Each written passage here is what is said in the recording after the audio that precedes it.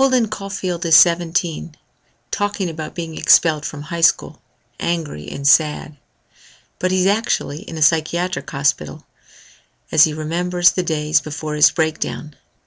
He thinks the adult world is screwed up and scary, but his world is 1945.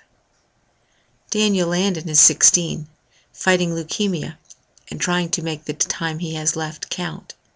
He questions the adults who tell him in one breath to act responsibly and in the next that he's still a child. Daniel's world is the 21st century.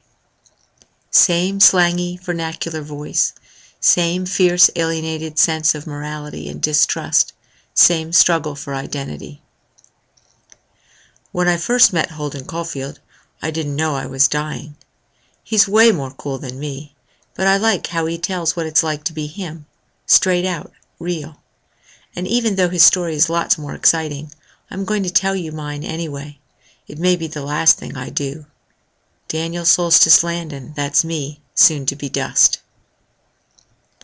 Depressed and isolated, Holden rants about phonies and their interest in social appearances, while their baser instincts let them take advantage of weaker people. He leaves school for New York City, hoping to connect with old friends and to avoid a confrontation with his parents, but he gets himself into one mess after the next. Daniel's afraid of the end of the world, his world.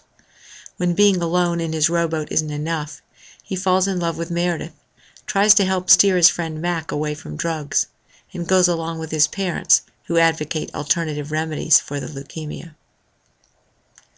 I'm writing this the summer after the new millennium has come and gone. What a fizzle! Y2K was the biggest flop ever, and no one, especially me, has any great hope for the rest of the century. The only good thing about Y2K was that everyone had to stop and think about the future. Their ideal future. The ones who thought the world would end, the ones who thought they'd lose all their money because the banks would freeze and the stock market would fail, the ones who thought the terrorists would take over. They were all forced to look at their lives from a different perspective. We must have written about it in every class last fall. So whenever anyone asks how I feel about the disease, I say, it's like Y2K, only personal. Holden, desperate to connect, calls Sally and Jane, two girls he dated, but he's impatient and rude. His old friends don't have much time for him and his questions. When he tries a hooker, he has second thoughts and offends her too. Another mess.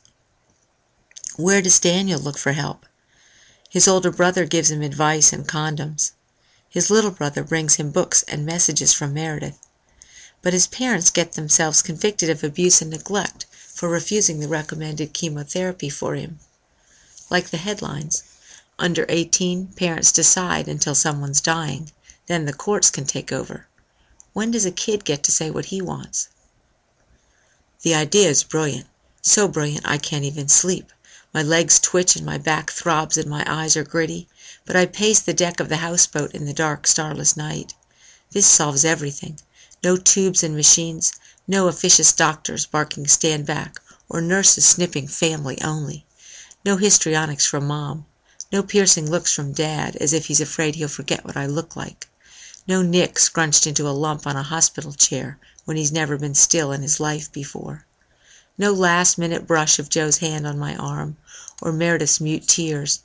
It'll be Holden and me at the last in New York City, searching for whatever, hanging on to life like the first time you ride a Ferris wheel and realize how big the world really is.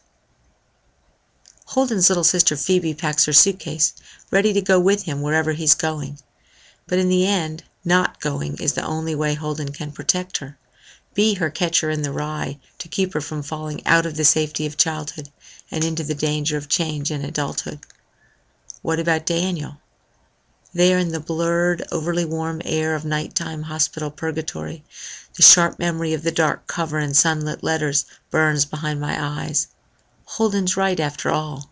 When you jump, there are lots of people watching.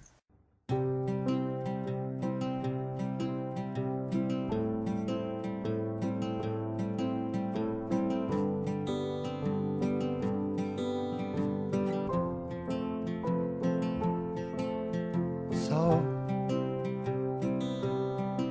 if you ever want something